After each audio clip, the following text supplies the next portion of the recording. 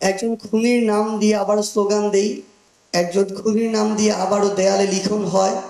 একজন খুনির নাম দিয়ে আবারও দেশের বাইরে থেকে অনলাইনে শত শত মানুষ ভিডিও কনফারেন্সে যুক্ত হয়।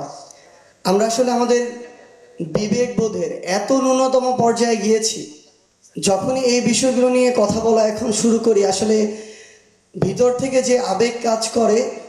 এই আবেগে অনেক কথা এখন আর প্রকাশিত হতে চায় না। এই পরিবারগুলোর একটি পরিবারের কথা যখন শোনা হয়, আমরা এখন বাংলাদেশে যা নিয়ে ব্যস্ত সেই জিনিসগুলো আমরা সত্যি কথা বলতে ভুলে যাই। এখনই এই বাংলাদেশের যে চিত্র, মানে কিছু জিনিস বলতে খারাপ শোনায়, কিন্তু আমরা আসলে মানুষ হিসেবে হয়তো এখনো খুব ভালো হয়ে উঠতে পারিনি, জাতি হিসেবে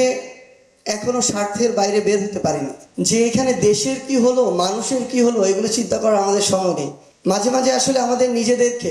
আমাদের চারপাশে যারা আছে, এই সিস্টেমটি যাদেরকে দিয়ে চলছে, এদের অধিকাংশ মানুষকে এত বেশি স্বার্থপর মনে হয়, তখন মনে হয় যে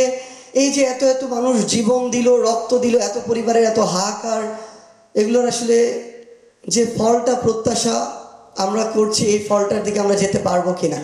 আমরা যদি নিজেরা ঐক্যবদ্ধ থাকি, আমাদের ভিতরে যদি এই 24-এর ছাত্র জনতার জীবন এবং রক্তের যে স্পিরিট সেটি থাকে, আল্লাহ যদি আমাদের সহায় থাকেন, তাহলে অবশ্যই যেই বাংলাদেশের স্বপ্ন আমরা দেখি, যে উত্তরের স্বপ্ন আমরা দেখি, সেটি আমরা প্রতিষ্ঠা করতে পারবো ইনশাআল্লাহ। আপনাদের সাথে আমাদের আবারও দেখা হবে, হয়তো খুনি, হয়তো কোনো ফ্যাসিস্ট, তাদের বিরুদ্ধে সংগ্রামের রাজপথে, অথবা বিজয়ে।